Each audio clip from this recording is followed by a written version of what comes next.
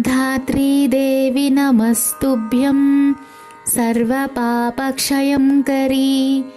पुत्रान् देहि महाप्राजे यशो देहि बलं च मे।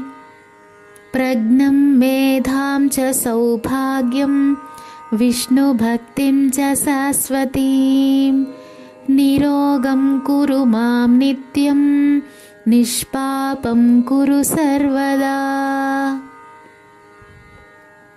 ఉసిరి చెట్టు వద్ద చదవవలసిన 21 నామాలు.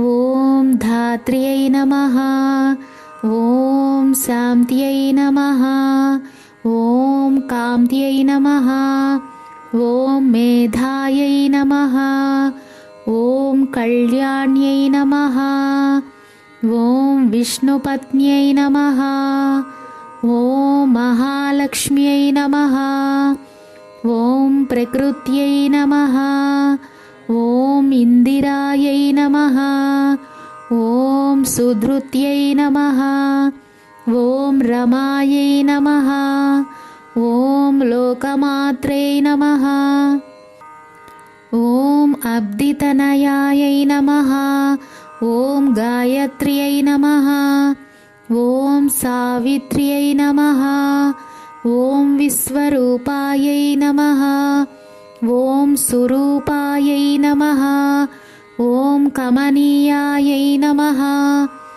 ఓం అవ్యక్తాయై నమః, ఓం కమలాయై నమః, ఓం జగద్ధాత్ర్యై నమః.